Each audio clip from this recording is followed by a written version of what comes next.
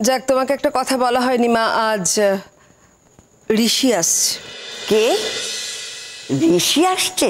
ও বেশ কিছুদিন হলো ইন্ডিয়া এসেছে, আমাকে জানায়নি। গতকালই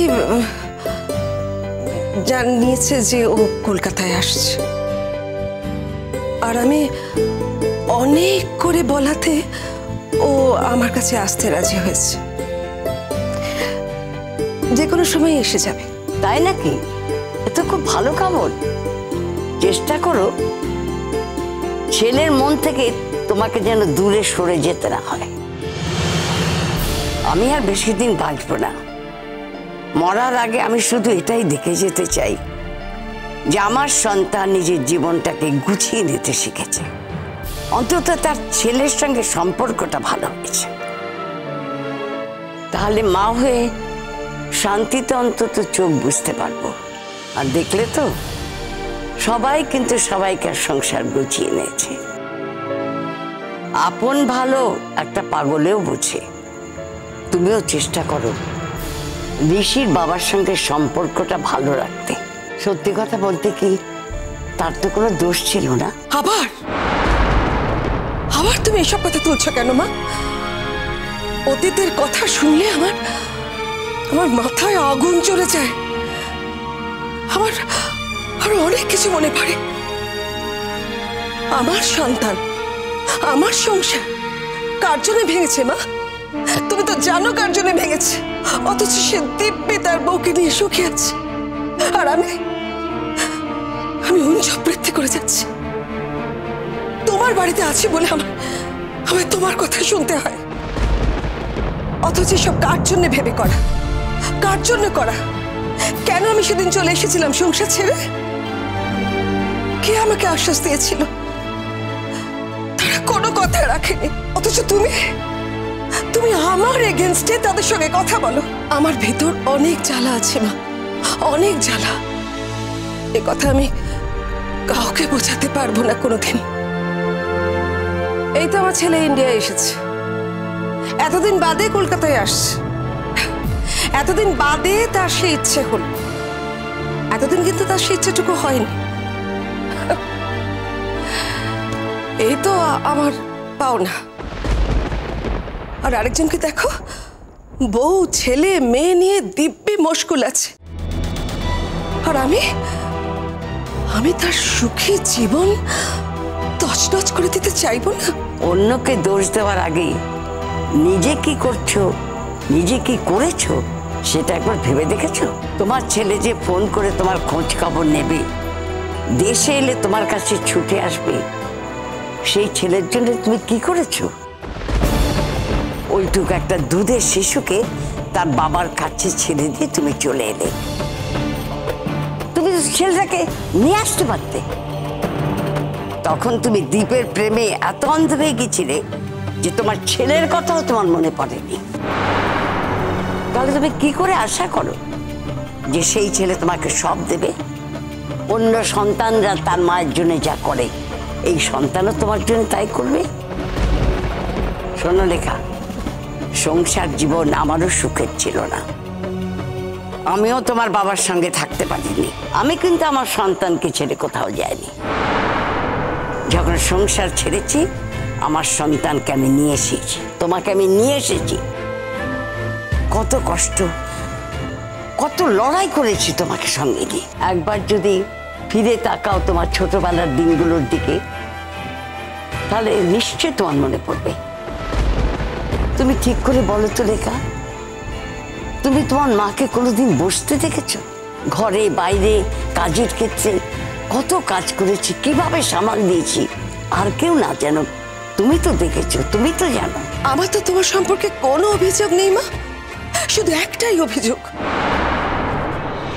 যারা আমার সংসারটাকে জ্বালিয়ে পুড়িয়ে ছাড়খাড় করে দিল, আমার সুখের সংসার আমাকে একেবারে তছনছ করে দিল।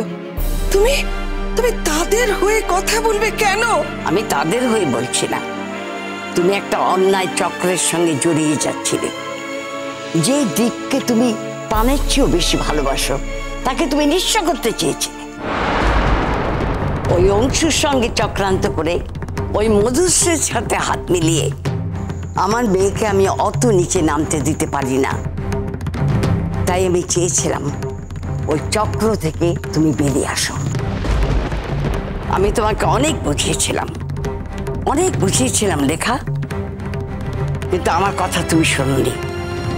বাধ্য হয়ে আমি ও বাড়িতে গিয়ে সবকিছু বলেছি। সেটা শুধু দীপ আর তার পরিবারকে ধ্বংসের মুখ থেকে বাঁচানোর জন্যই নয়, তার থেকেও বড় কারণ ছিল তোমাকে বাঁচানো। তোমাকে আমি এতটা ছোট হতে দিতে পারি না। শোনো মা, আমি দীপকে কোনোদিন ক্ষমা করিনি আর কোনোদিন ক্ষমা করবও না। যদি আমি বেঁচে থাকি তাহলে আমার উপর হওয়া অন্যায়ের প্রতিশোধ আমি নেবই মা।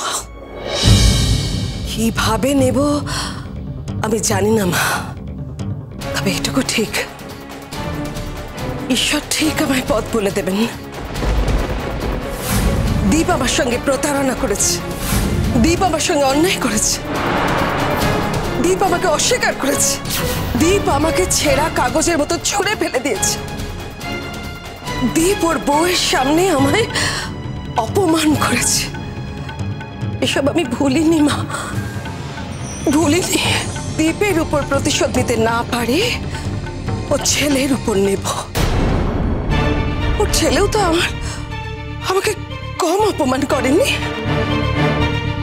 আর আমি জানি দীপের ছেলের উপর প্রতিশোধ নিলে দীপের সবচেয়ে দুর্বল জায়গায় ঘা লাগবে।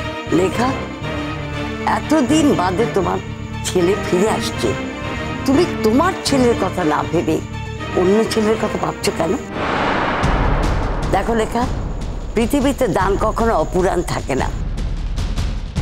তুমি যদি অন্যের ছেলের ক্ষতি করার চেষ্টা করো, তোমার ছেলে কি ভালো থাকবে? প্লিজ প্লিজ মা, এক কথা বারে বারে বলো না। আমি যেচে কারোর ক্ষতি করতে চাইনি। আমার ক্ষতি না করলে আমি কোনোদিনই ওদের ক্ষতি চাইতাম না মা। আমি তুমি নই মা, চিরকাল শুধু স্যাক্রিফাইস করে যাব। দূর থেকে সকলের সুখ দেখে নিজে কাঁদবো। আমি তেমন মানুষ নই মা। আমি নিজের সুখ বুঝে নিতে জানি মা। আর যদি না পারে তাহলে সাপের মতো ছোবল মারতে পারি। এতে আমি কোনো অন্যায় দেখি না।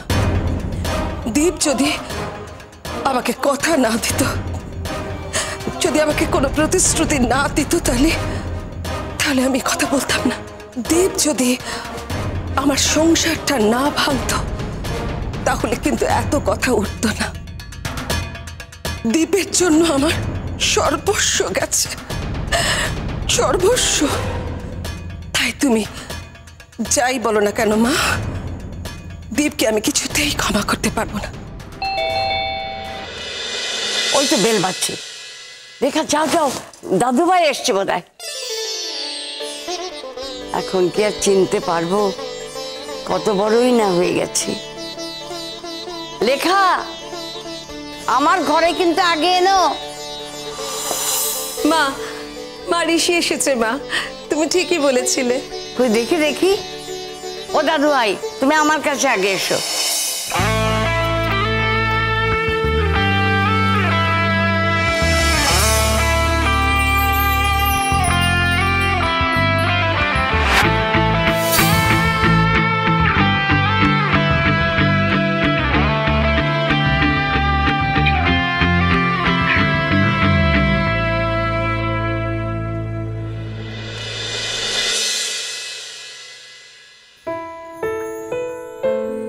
কেমন আছো দিদু? ভালো আছি বাবা, তুমি ভালো আছো তো দাদু ভাই? এতদিন পর আমাদের কথা মনে পড়লো। আমি তো বললাম আর সহজেই ওকে যেতে দেব না, কিছুতেই এবার আর যেতে দেব না। কিছুদিন থাকবে তো? একটা কাজ নিয়ে এসেছি, আছি কিছুদিন।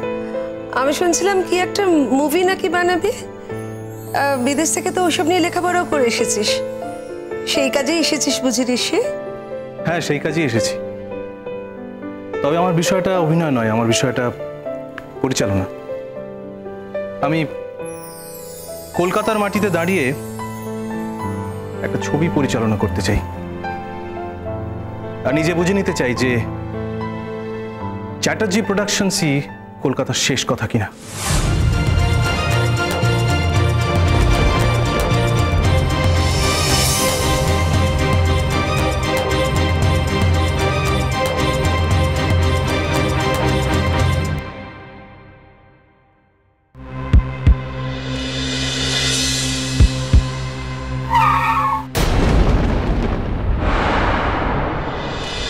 চোখের তারা